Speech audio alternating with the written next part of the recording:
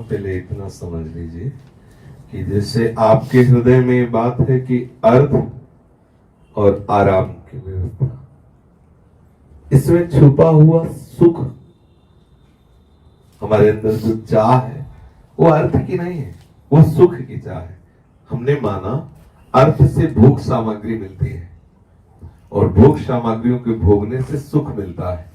हम मूल में पहुंचे, हम सुख पूर्वक रहना चाहते हैं। आराम का मतलब तो सुख पूर्वक रहना चाहते हैं, निश्चिंत रहना चाहते हैं, हम निर्भय रहना चाहते हैं, हम निःशोक रहना चाहते हैं, हम हर समय आनंद में रहना चाहते हैं।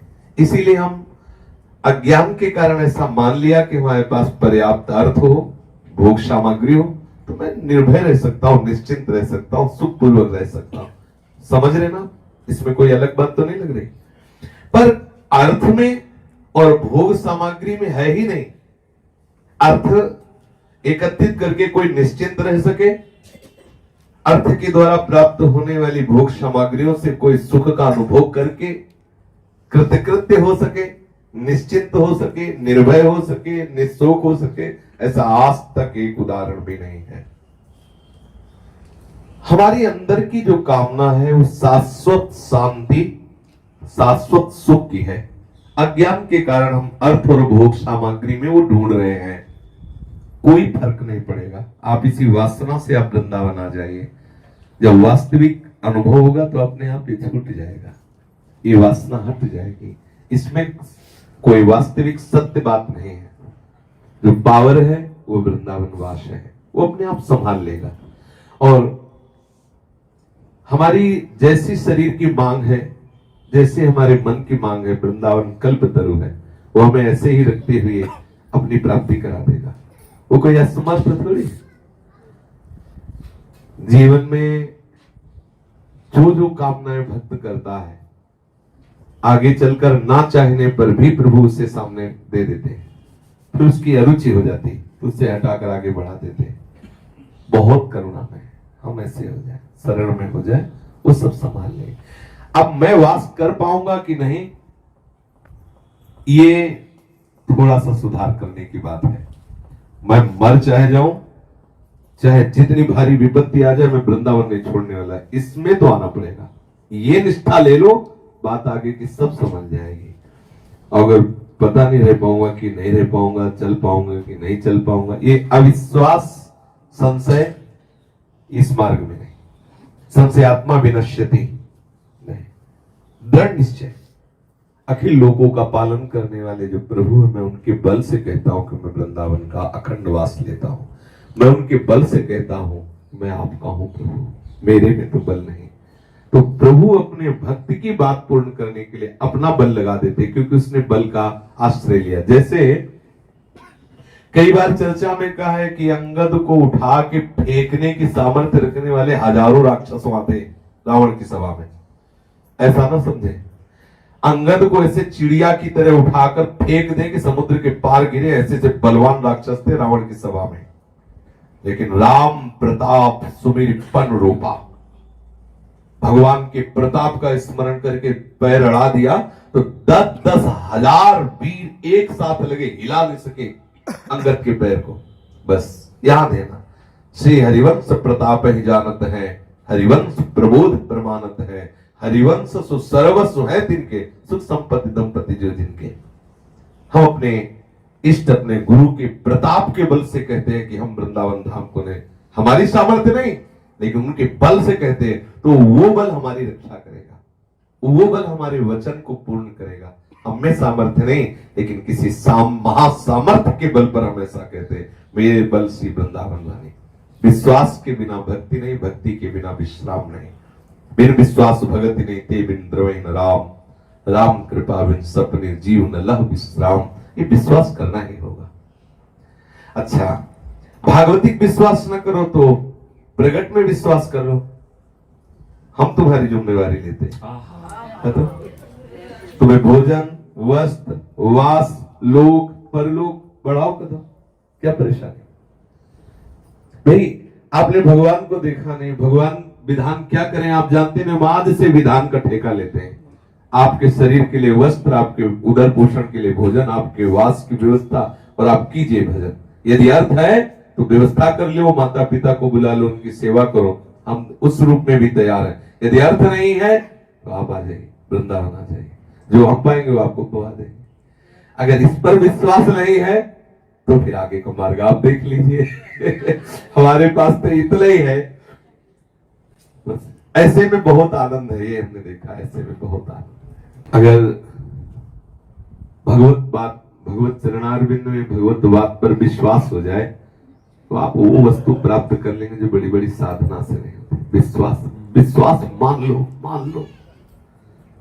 इतना दुलार करेंगे श्री जी ना कि जब कोई कहेगा कि आप एक बार कलकत्ता चलो तो आपके हृदय कांप जाएगा। नहीं, ये शब्द भी मत कहो, ये शब्द आपको चुभने लगेगा। जो आज भय लग रहा है ना, अखंड वृंदावन वास लग रहा है, वो फिर भय उधर लगे। जब कोई कहेगा कि आप 2 दिन के लिए चलो अमुक कार्य, तो आपका भय हृदय में कि नहीं, वृंदावन से बाहर। ऐसी आसक्ति, जैसे रूप की हद लाडली तो लावण्य की हद लाल, स्नेह की हद सहचरी तो आसक्ति की हद वृंदावन। ऐसी आसक्ति पैदा कर देगा, आप देख लेना। ये वैसा लगेगा प्राण क्या है, प्राण तो फूल है, न्यौछावर है वृंदावन बास पर। एक प्राण के यदि करोड़ों होते तो ये आ जाएगी, यहीं से आएगी निष्ठा। हम में नहीं थी, पक्का नहीं थी, इसी रज से आई, सदगुरुदेव की चरण प्रताप से आई। ऐसी आ गई कि एक किडनी क्या, एक प्राण क्या। अगर हजारों प्राण हो तो अभी बलिहार कर, वृंदावन नहीं छोड़ सकते। ये वही बल देते, वृंदावन पकड़ता। वृंदावन ने मुझे पकड़ लिया, मैंने वृंदावन को क्या पकड़ा। बालक माँ को कितना पकड़ेगा, माँ की पकड़ और बालक की पकड़ में अंतर है। बालक तो ऐसे माँ का वस्त्र पकड़े या हाथ पकड़े, कोई लुभावनी वस्तु देखा तो छोड़ भी देगा, उधर चल देगा। लेकिन माँ जब पकड़े तो बालक चल भी दे तो माँ घसीट लेती। ऐसे ही वृंदावन ने मुझे पकड़ लिया। मैं तो छोड़ सकता था, लेकिन वृंदावन ने मुझे पकड़ लिया, जाने लायक नहीं रखा, जाने लायक नहीं रखा।